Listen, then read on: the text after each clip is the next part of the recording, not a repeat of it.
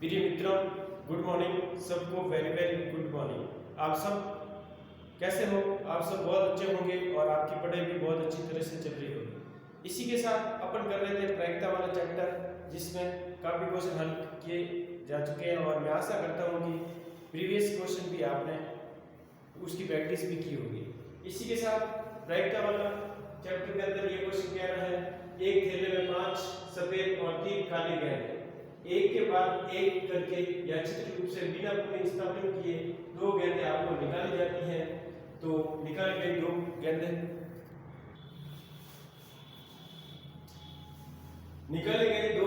काली होने की क्या प्रायिकता है? तो इसमें सबसे पहले अपन को पता होना चाहिए गेंदें कौन कौन सी है, वो कलर की आपको लिखनी है। माना कि सफेद रंग की गेंद कितनी है?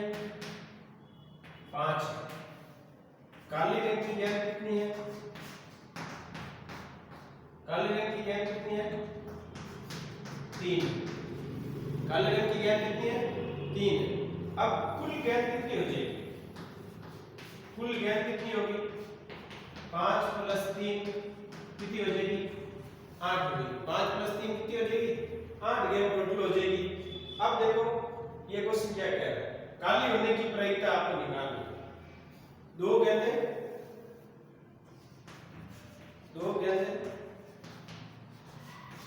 काली होने की प्रायिकता आपको निकालनी है। तो इसमें ये कह रहा है पुनः स्थापन किए आपको वापिस स्थापित नहीं करना। जो निकाली गई गेंद लेके करके गेंद निकालेंगे। सबसे पहले हम काली गेंद कितनी है उसकी प्रायिकता निकालेंगे, 3/8। उसके बाद सॉल्व करेंगे 3 में से एक गेंद, क्योंकि दो गेंद निकालनी, 3 काली है तो एक गेंद और बचेगी। और इनमें से पुनः स्थापित आपको नहीं करनी है, वापस नहीं डालनी है। पुनः स्थापन के बिना मतलब वापस जो गेंद आपने निकाली है वो गेंद वापस नहीं डालनी है। तो 8 - 1 कितनी हो जाएगी? 7 हो जाएगी। तो 3/8 × 2/7, 2 से 4 कट गया तो 3/28 आ गया। 3 बटा कितना आ गया? 28। यदि अभिष्ट प्रायिकता क्या होगी? अभिष्ट प्रायिकता हो जाएगी 3/8। अभिष्ट प्रायिकता कितनी होगी? 3/8 हो जाएगी। अभिष्ट प्रायिकता कितनी होगी? 3/8 हो जाएगी। ठीक है ना? अगर एक बार वापस इस क्वेश्चन को देख लीजिए ढंग से, और क्वेश्चन आपको समझ नहीं आया तो एक बार वापस मैं समझा रहा हूँ। इसमें क्या कह रहा है, एक थैले में 5 सफेद और 3 काली गेंद है। एक के बाद एक करके यादृच्छिक रूप से बिना पुनर्स्थापित किए दो गेंद आपको निकालनी है। तो निकाली गई दो गेंदें काली होने की प्रायिकता आपको ज्ञात करनी है। तो सबसे पहले सफेद रंग की गेंद है 5, काले रंग की गेंद है 3। टोटल गेंद हो जाएगी आपके, कुल गेंद कितनी हो जाएगी? 8 हो जाएगी। टोटल गेंद कितनी हो जाएगी? 8 हो जाएगी।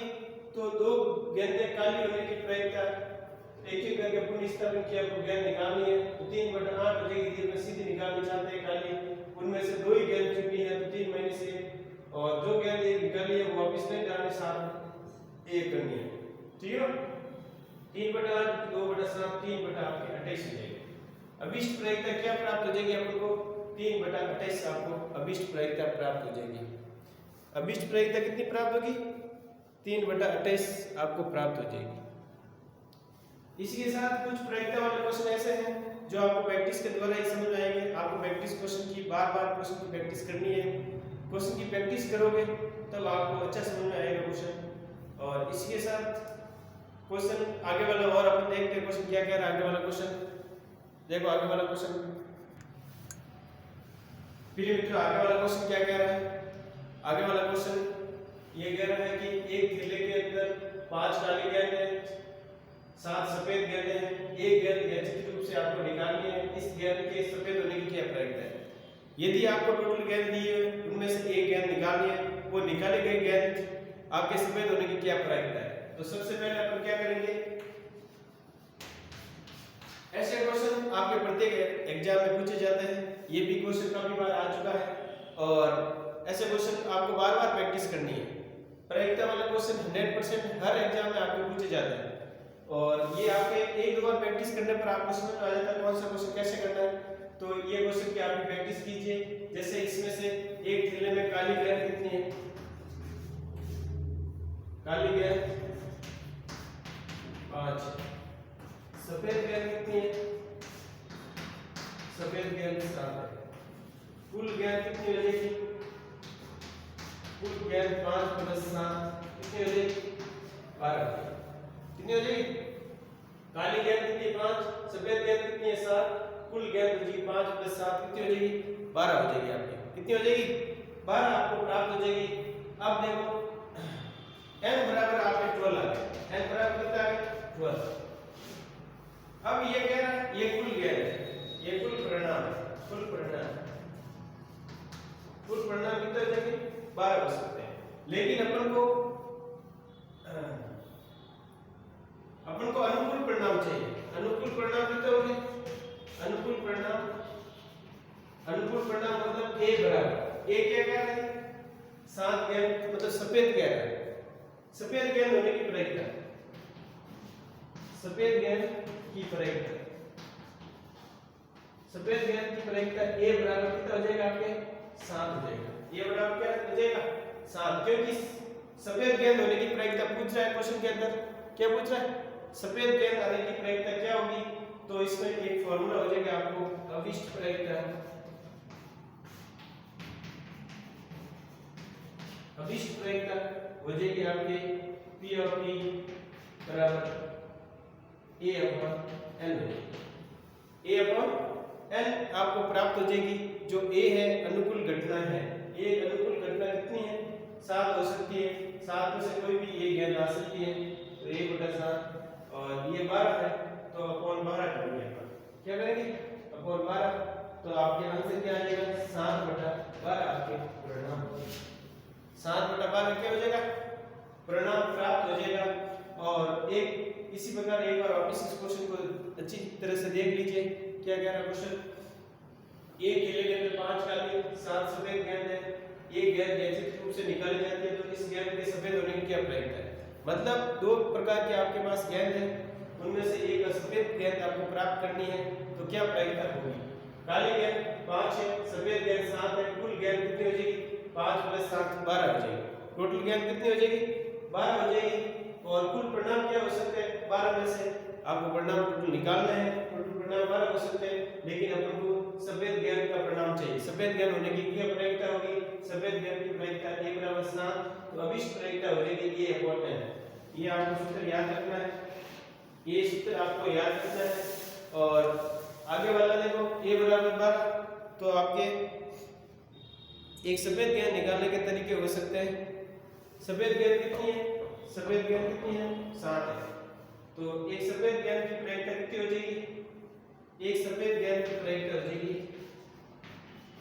एक सफेद गेंद की प्रायिकता कितनी हो जाएगी? 7/12। कितनी हो जाएगी? 7/12 प्राप्त हो जाएगी आपको सफेद गेंद प्राप्त करने की प्रायिकता।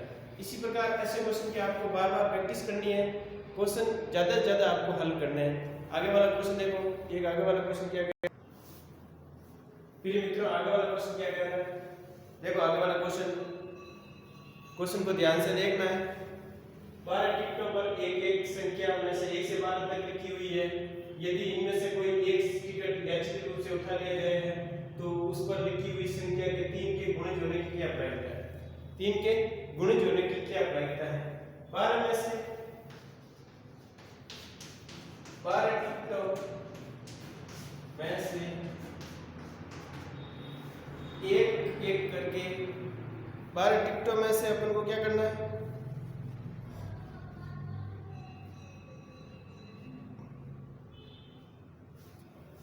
टिकटों में से कोई एक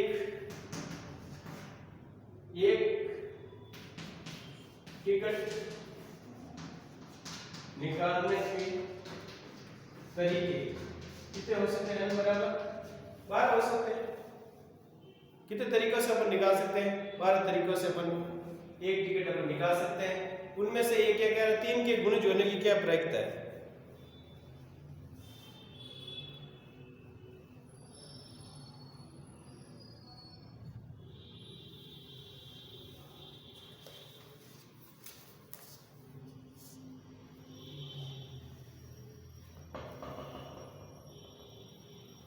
टिकट का नंबर 3 का गुणज जोड़ने के लिए टिकट का नंबर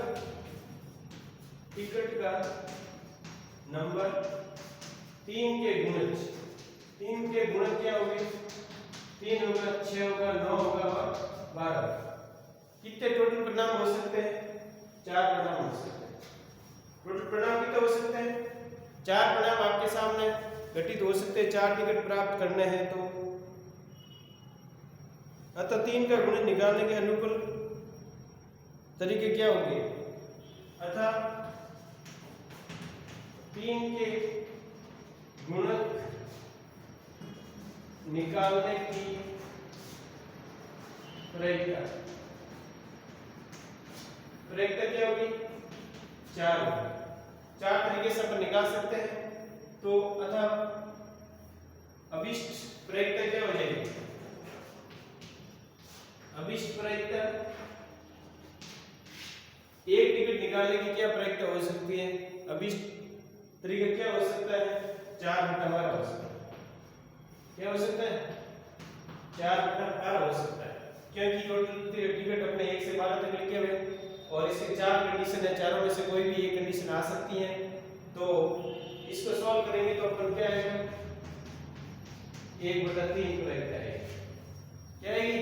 1/3 आपको प्रक्रिया प्राप्त हो जाएगी। अभिष्ट प्रक्रिया क्या होगी? 1/3। अब देखो ये है आपको a का मान कितना आ रहा? 4 आ रहा। ये n का मान कितना आ रहा? 12 आ रहा। n का मान कितना है? 12। ये 12 तो फॉर्मूला क्या है अपने पास? अभिष्ट प्रक्रिया p a/n।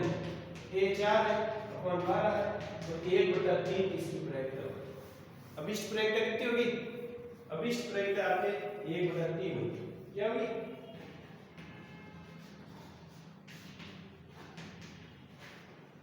अभिष्ट प्रक्रिया कितनी होगी? 1/3 होगी। 1/3 आपको प्राप्त हो जाएगी। अभिष्ट प्रक्रिया क्या होगी? 1/3 प्राप्त हो जाएगी।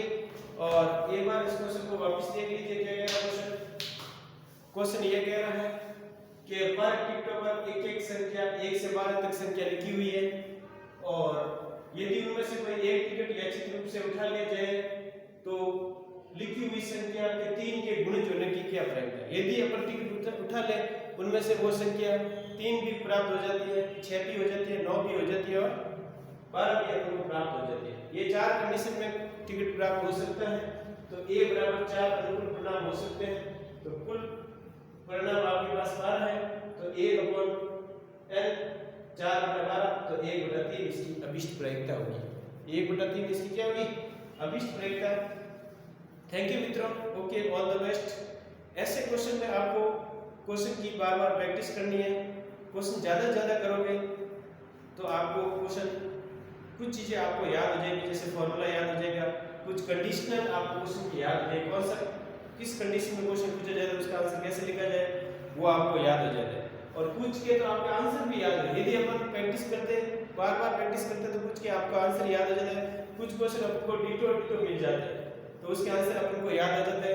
जैसे कि लीप ईयर और लीप ईयर का यदि आपको रविवार पूछा जाए कि एक रविवार आने की क्या प्रक्रिया होगी, यदि लीप ईयर के अंदर रविवार आने की प्रक्रिया पूछे तो 2/7 होगी और लीप ईयर के अंदर यदि रविवार पूछा जाए तो 1/7 होगी। ऐसे क्वेश्चन आपके फिक्स आंसर होते हैं जो आपको, जैसे लीप ईयर के अंदर 367 दिन होते हैं और 367 के अंदर अपन 2 का भाग देते हैं, 7 का भाग देते हैं तो 2 शेष बचता है। और इसी प्रकार लीप ईयर के अंदर 365 दिन होते हैं और उसमें 7 का भाग देते हैं तो 1 शेष बचता है। इसी प्रकार उसका आंसर लीप ईयर के अंदर 1/7 होगा और लीप ईयर के अंदर 2/7 होगा। चूंकि लीप ईयर उसको बोलते हैं जिसमें 4 का भाग पूरा जाता है, जिस सन के अंदर उसको जिसके 29 की फरवरी होती है और लीप ईयर के अंदर 28 की फरवरी होती है। किसकी फरवरी होती है?